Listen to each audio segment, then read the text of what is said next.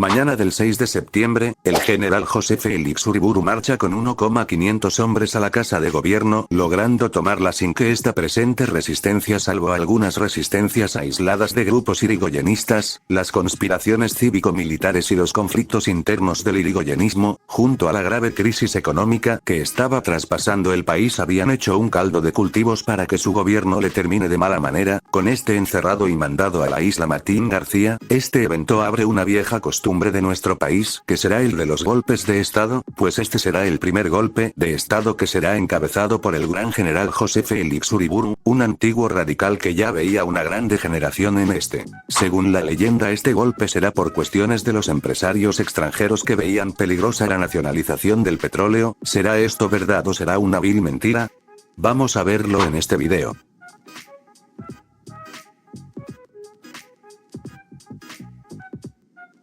Empezaremos primero por donde arrancaron las ideas de golpe de Estado y después arranquemos a hablar de la política petrolera del general Uriburu, así que empecemos por donde comenzaban las conspiraciones contra Irigoyen que como sabemos empiezan en el 29, habían dos bandos de los cuales querían derrocar a Irigoyen. Primero estaban los legalistas que querían darle un sustento democrático a la renuncia de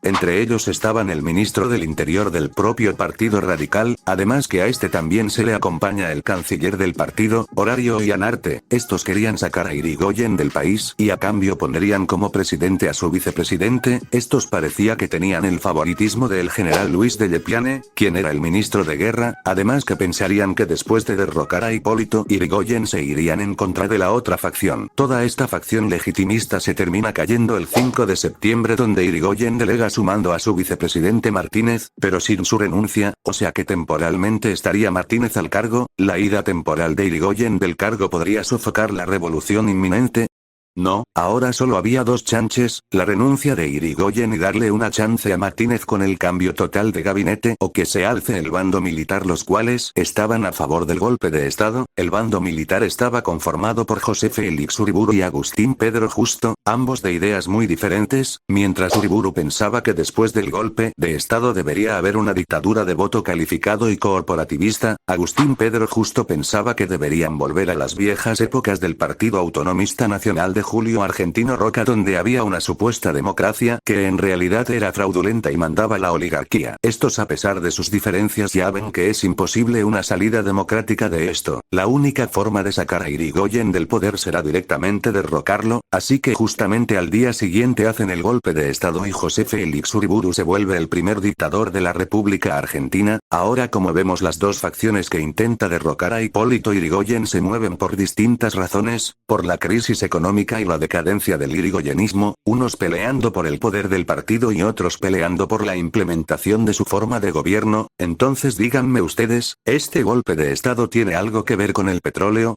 Más sabiendo que las elecciones legislativas eran en el 32 y que Irigoyen, con la poca popularidad que tenía, era imposible que tenga los votos suficientes en el Senado para nacionalizar el petróleo. Nada tienen que ver las ambiciones de los dos bandos con el petróleo, así que esta revolución no se movió principalmente por el petróleo. Vamos a la política petrolera de Uriburu ahora.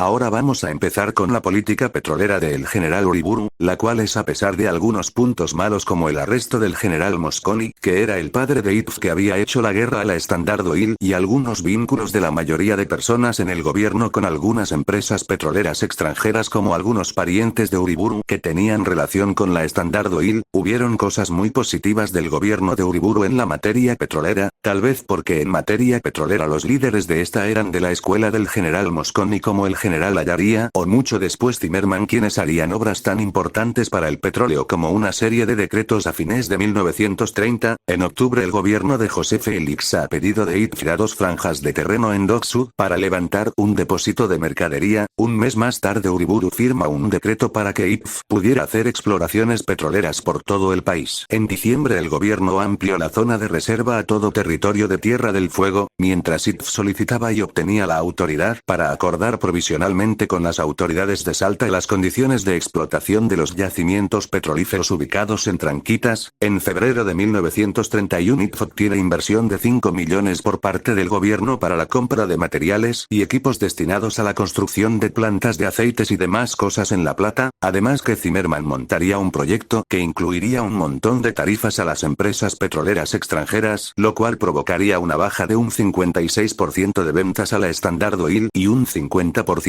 a la Rosal Dutch, lo que haría que las compañías extranjeras se quejen diciendo que beneficiará la posición de IPF en Capital Federal y gozar de un monopolio en Buenos Aires, aunque el gobierno de Uriburu tuvo sus cosas malas en Salta, por ejemplo, donde el interventor de Salta pactó con la Standard Oil, o en sus últimos meses cuando cambiaron en la materia petrolífera por un tal Arias que estaba a favor de la iniciativa privada en vez de IPF, pero bueno, comparando pros y contras podemos decir que el gobierno de Uriburu tuvo muchos más pros en materia petrolífera que contras, hizo mucho más fuerte a IPF y perjudicó a la mayoría de empresas petroleras extranjeras. Con eso podíamos decir que la política petrolera de Uriburu, a pesar de no ser lo más nacionalista posible, no fue lo que se asemeja a lo que sería un empleado de las empresas petroleras extranjeras, no debería ser ensuciado de tal forma por pseudo historiadores que solo quieren poner su relato como si fueran una realidad. Con eso termina mi conclusión y este video. Este es mi primero de muchos videos, espero le den like, compartan, comenten y se suscriban al canal.